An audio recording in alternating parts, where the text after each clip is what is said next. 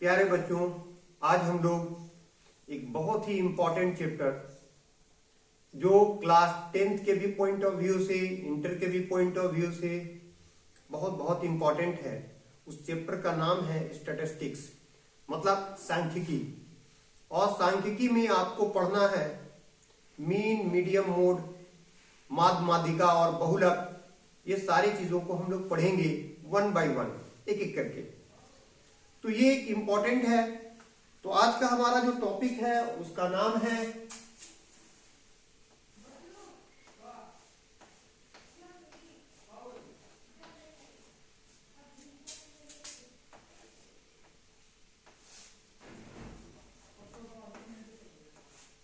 सांख्यिकी, जिसे हम कहते हैं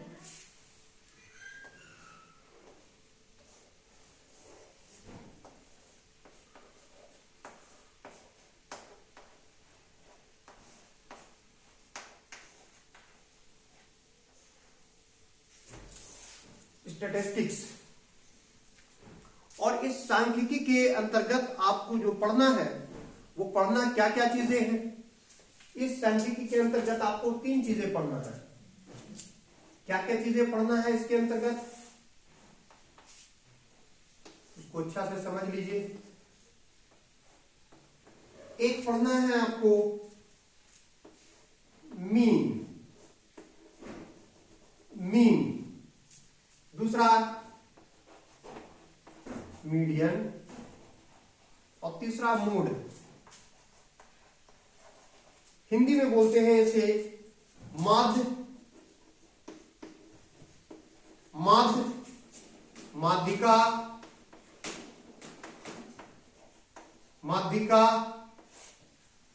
और इसे कहते हैं बहुलक।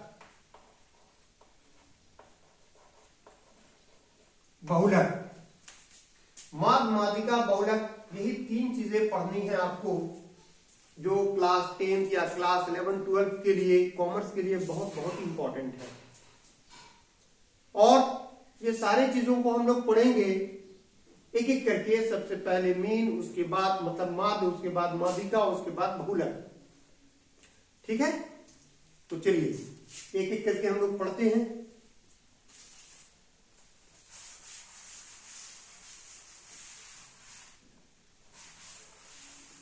देखिए माध्य क्या होता है।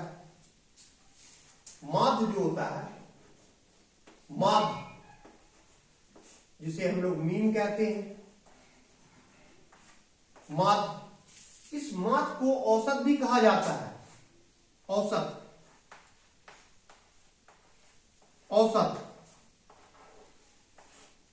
मतलब एवरेज।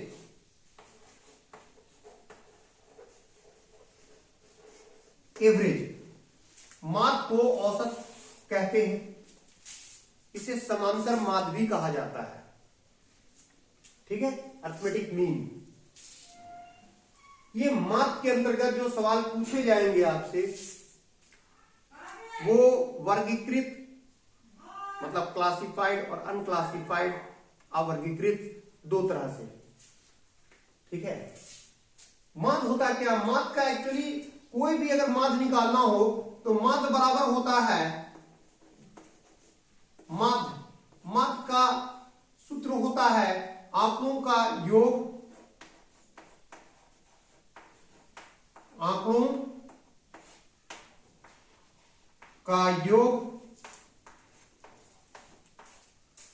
बटे आंकड़ों की संख्या।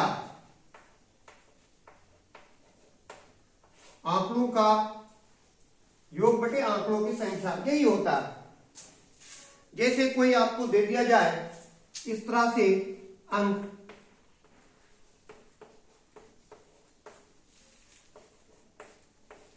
बोलेगा इसका माध्य ज्ञात करें, 37046, इसका माध्य ज्ञात करें। इसका माध्य निकालने बोल रहा है आपसे कि माध्य ज्ञात करें। ऑब्जेक्टिव में आ सकता है आपको, इसका माध्य ज्ञात करें। तो देखो माध्य कैसे निकलता है। माध्य निकलता है सबको जोड़ दो, 3 जोड़ 7 जोड़ 0 जोड़ 4 जोड़ 6, यहां 0 भी एक आंकड़ा है, 1 2 3 4 5 और 5 से भाग दे दो, 5 आंकड़ा है, तो यही तो है आंकड़ों का योग कर दिए बटे आंकड़ों की संख्या, कितना आंकड़ा है, 1 2 3 4 5, 5 से भाग दोगे, इस सबको जोड़ोगे, 3 और 7 10, 10 में 0 जोड़ोगे 10, 10 और 4 14, 14 6 20, 20 को 5 से भाग दोगे, 5 गए 5, 5 चौके 20, तो ये 4 आंसर हो गया, और इज द आंसर। क्लियर है? तो इस तरह से जब कोई आंकड़ा दिया हो, उसका माध्य निकालने बोलता हो या औसत निकालने बोलता हो, तो निकाल दोगे आप। लेकिन आपसे जो सवाल पूछा जाएगा, ये तो ऑब्जेक्टिव है, मिटा देते हैं इसको। चलिए, वो जनरली पूछा जाएगा आपसे क्लासिफाइड के बारे में, वर्गीकृत के बारे में। वर्गीकृत में क्या होता है, किस तरह से, अच्छा माध्य का पहले आप फार्मूला लिख लें कि कौन कौन से फार्मूला यूज होगा। एक तो ये आप जान गए कि कभी भी किसी भी आंकड़े का माध्य निकालना हो तो सबको जोड़ दो और फिर जितने आंकड़ा हो उससे भाग दे दोगे तो निकल जाएगा। दूसरा देखो, माध्य को जो सूचित किया जाता है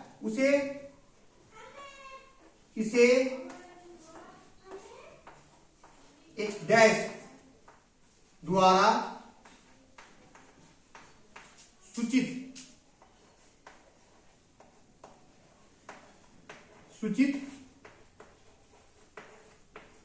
किया जाता है,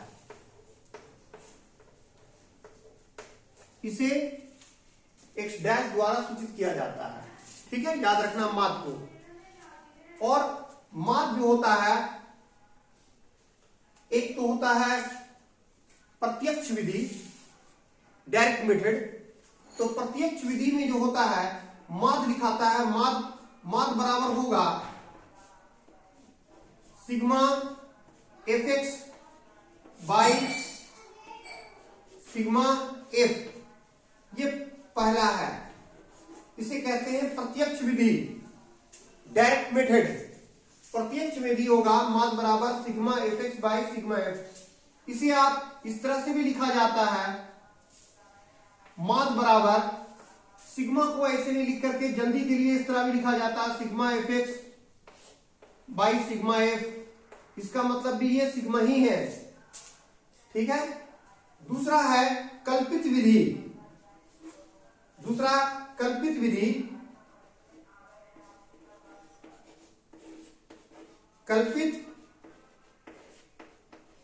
विधि, ये था प्रत्यक्ष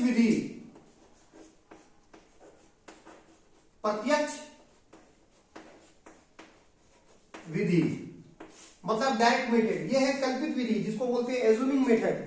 कल्पित विधि में क्या होगा कि माध्य जो होता है, माध्य बराबर होता है, सबसे पहले मानते हैं उसे हम लोग कल्पित, उसे ए मानते हैं, और होगा ये होगा सिग्मा एफ। अब यहां एक्स बदल जाएगा डी में, बाई नीचे सिग्मा एफ, बाकी सब कुछ वही होगा। कल्पित विधि में माध्य बराबर a plus sigma f d by sigma f. और इसके बाद चौथा जो होगा, एक तो शुरू में बताएं, ये एक्चुअली मान लो 2 और ये 3 है, तो चौथा हो गया।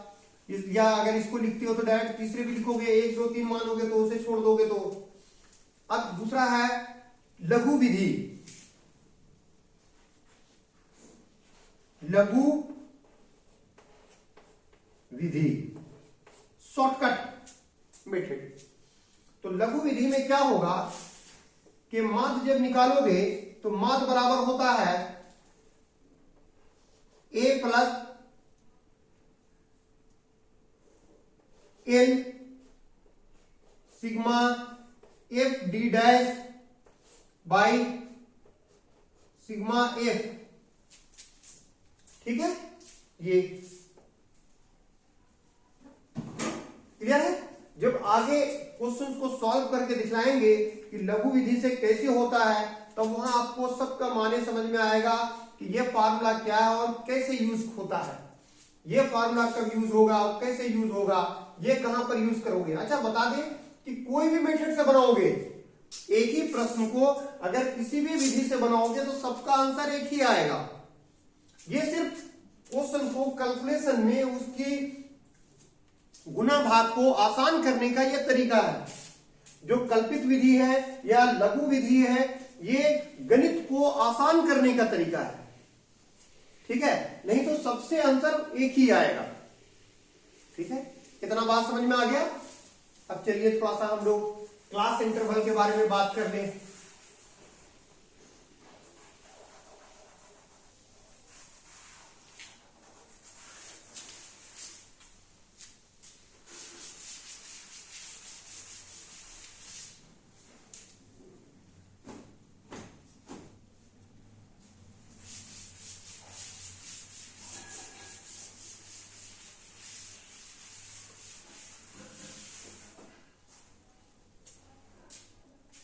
देखो क्लास इंटरवल जिसे हम लोग वर्ग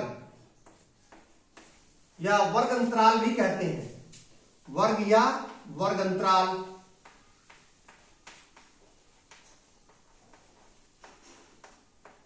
इंग्लिश में इसको क्लास इंटरवल कहते हैं, शॉर्ट में सीआई लिखते हैं। देखो अगर मान लो इस तरह से होता है 10 से 20 एक क्लास इंटरवल है, फिर दूसरा दिया हुआ है 10 से 20, 20 से 30, 30 से 40, 40 से 50, 50 से 60, ठीक है। इस तरह से दिया हो सकता है, या हो सकता है कि ऐसा दे 0 to 5, 5 to 10, 10 से फिर उसी तरह 15, 15 से 20, 20 से 25, ठीक है, ऐसा दे। तो यहां पर देखो 10 से 20, फिर 20 दोबारा रिपीट हो रहा है, 20 से 30, फिर 30 रिपीट हो रहा है, दोबारा आ रहा है 30 से 40, फिर 40 दोबारा आ रहा है, 40 से 50, तो दोबारा रिपीट हो रहा है, इसमें भी रिपीट हो रहा है। 0 से 5, फिर 5 से वापस आ गया, 5 से 10, फिर 10 वापस, 10 से 15, फिर 15 से 20, फिर 20 से 25, तो दोबारा जब रिपीट होता है इस तरह देखो रिपीट हो रहा है ना यहाँ पे, तो जब रिपीट होता है तो इस वर्ग अंतराल को कहते हैं अपवर्जी विधि।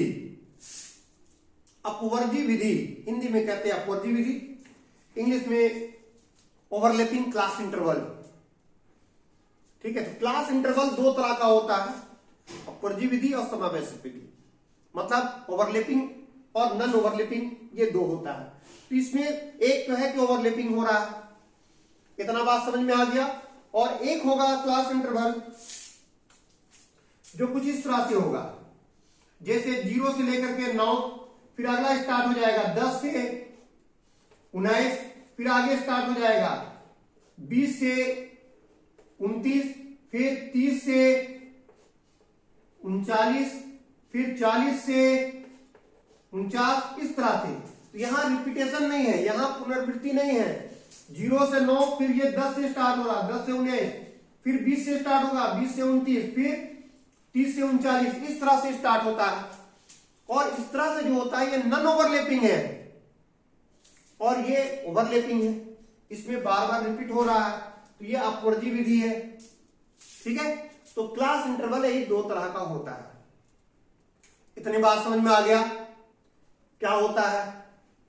अच्छा जी, अब आगे, अब देखो क्वेश्चन, ये तो समझ में आ गया आपको क्लास इंटरवल।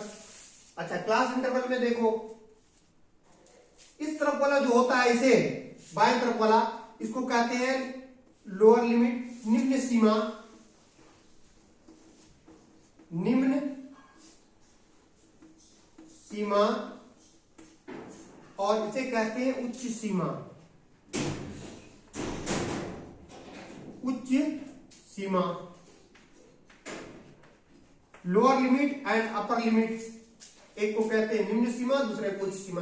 अगर ये क्लास इंटरवल दे दिया, अगर इसका मान लो यहां दे देगा, बोलेगा बताइए इसका निम्न सीमा कौन है, उच्च सीमा, तो आप बोलोगे कि इसका निम्न सीमा ये है, ये निम्न है, निम्न सीमा, और ये बोलोगे ये उच्च सीमा है, ये उच्च सीमा है। ठीक है, बाएं तरफ वाला जो होगा निम्न सीमा, उधर का होगा उच्च सीमा। Lower limit and upper limit इस तरह होता है। क्लियर है? कोई भी हो इस तरह से आपको दे देगा 7 to 12, बताओ इसमें से लोअर लिमिट और अपर लिमिट क्या है, निम्न सीमा और उच्च सीमा। तो आप बोलोगे ये हो गया इसका निम्न सीमा, निम्न सीमा, और ये इसका हो गया उच्च सीमा, उच्च सीमा। क्लियर? कितना समझ में आ गया? चलो अब आगे।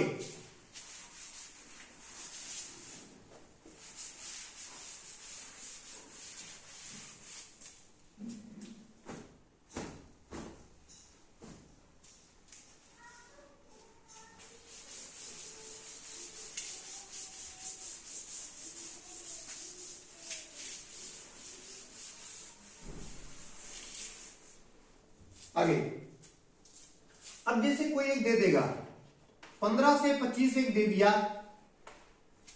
एक वर्ग अंतराल है, इसका वर्ग चिन्ह कैसे निकलता है अब जानेंगे हम लोग। वर्ग चिन्ह, वर्ग चिन्ह इंग्लिश में कहते हैं क्लास मार्क। तो वर्ग चिन्ह कैसे निकलता है? तो निम्न सीमा, निम्न सीमा में जोड़ दीजिए आप उच्च सीमा, उच्च सीमा, और उसको 2 से भाग दे दीजिए, ये निकल जाएगा आपका वर्ग चिन्ह। यहां देखो 15 और उसमें 25, निम्न सीमा में उच्च सीमा जोड़ दिए और 2 से भाग दे दोगे, दोनों को जोड़ोगे 40, 40 को 2 से भाग दोगे तो निकल जाएगा 20। यही हो गया इसका आंसर। तो इस तरह से वर्ग चिन्ह आप किसी का भी निकाल सकते हो। जैसे दिया हो 16.5 और दिया हो 20.5, बोलेगा बताइए इसका वर्ग चिन्ह। तो आप क्या करोगे, वर्ग चिन्ह, जनरली वर्ग चिन्ह को 1 से लिखते हैं, दोनों को जोड़ दोगे 16.5 में 20.5, दोनों को जोड़ करके 2 से भाग दे दोगे, ये निकल जाएगा 5 5 10 का 0 बचेगा 1 1 0 1 1 और 6 7 2 और 1 3, 37 हो गया बटा 2। 37 को 2 से भाग दोगे 18.5, और यही कहलाएगा वर्ग चिन्ह। वर्ग चिन्ह समझ में आ गया कैसे होता है? ठीक है, कोई दिक्कत? चलिए नेक्स्ट, इतना अगर आप समझ गए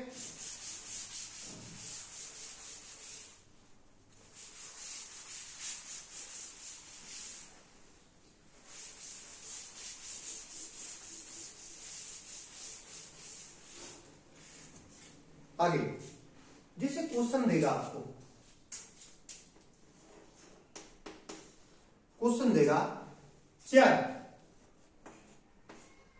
चर, चर को हम लोग जनरली एक्स मानते हैं। यहां दिया हुआ है 5 10 15 20 25 30, ये चर दिया हुआ है और इसका ये बारंबारता दिया हुआ है। बारंबारता को फ्रीक्वेंसी कहते हैं और इसे हम लोग एफ से सूचित करते हैं। बारंबारता, बारंबारता दिया हुआ है इसका 7 4 3 5 1 2, ये इसका बारंबारता दिया हुआ है। अब बोल रहा है इसका आप माध्य ज्ञात करें, इसका निकालने क्या बोल रहा है, माध्य,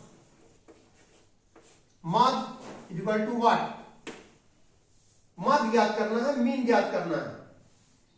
चर दिया हुआ है वेरिएबल और इसका फ्रीक्वेंसी दिया हुआ है बारंबारता, इसका माध्य ज्ञात करना। तो माध्य निकालने के लिए सबसे पहले चर को बारंबारता के साथ गुना किया जाता है। तो इन दोनों को गुना करोगे तो वो होगा fx। तो गुना करो, 5 को 7 से गुना करोगे तो ये हो जाएगा 35,